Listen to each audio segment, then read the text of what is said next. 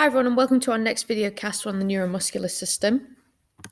Today we're going to be covering some new content that you haven't covered at GCSE. We're going to be looking at the structure of the neuromuscular system. Okay, so in terms of what we need to know from our specification, we're going to be covering the bits in green today. We're thinking about the anatomy of the neuromuscular system, how it's structured, including all these different components here. So if you want to come back at the end and have a pause to see if we covered them, feel free to do so. We're not covering the bits in red today. So just the bits in green. We will be talking a little bit about the functions as we go along, but next lesson we will be thinking about how they work together in terms of making muscles contract. But today we're focusing mainly on the structure.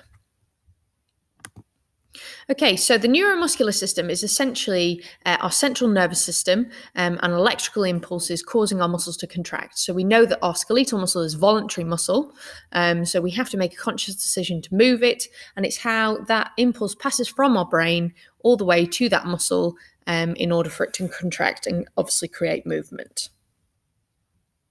So our electrical impulses are sent down what we call a specialized nerve called a motor neuron. You might have heard of this before. So this here in this diagram is what we call a motor unit. And a motor unit is essentially a single block of muscle fibers, which we've got here, and its neuron. So this is the neuron here, and it's connected to the central nervous system. Obviously, your spinal cord will be running up and down here. So just a diagram to represent that. When our motor unit is stimulated, in the case of this motor unit here, either all the fibers in this block will contract or they won't contract at all, okay? There's no such thing as a partial contraction. And this is a definition we're going to look at in the next slide. So all the fibers in this block will be the same type. For example, obviously it says here slow twitch. And as we said, either all of them will contract or they won't. So the all or none law in terms of a definition, which is one of our key terms that you could be asked to define in the exam, is each muscle fiber within a motor unit either contracts or do not contract. There is no such thing as a partial contraction. Okay, so if it's asked you to define all or none law, this is what we mean. So we're thinking about the structure of our motor unit. So here we've got some different components that we need to learn, and this diagram is on your second part of your sheet. Obviously, you need to label these key components as part of your notes. So the cell body is this part of our motor unit here. Okay, so it includes the nucleus and the cytoplasm, and obviously kind of looks what we would expect as a normal cell body here.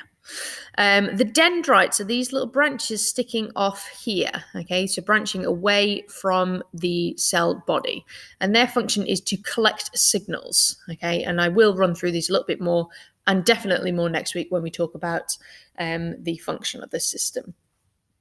The axon is the length of the motor unit, so running from the cell body this length along here. Okay, we can see it in the blue here. It's covered obviously by these yellow parts, which I'll talk about in a second, but this is the axon, the length of the motor unit. The myelin sheath is these yellow parts we just talked about here, okay? And there's little sections of it that insulates the nerve, okay? So that's the function of the myelin sheath, these yellow parts here. We have these things called the nodes of Ranvier, okay? And the nodes of Ranvier are essentially these little gaps between the myelin sheath, okay? So these small gaps are what we call the nodes of Ranvier. So we've got node to node to node to node running along the axon. The axon terminal, okay? Terminal, terminate means the end, okay? Is at the end. It's labeled here as your neuromuscular junction, which is the axon terminal, where it terminates, where it finishes here at the block of fibers. Okay, and then we also have our synaptic end bulb. Okay, bit of a wordy definition, but again, at the end, and we'll talk about the synapse a little bit more going forward. Okay, but the synaptic end bulb is at the neuromuscular junction with the axon terminal. Okay, so this section here.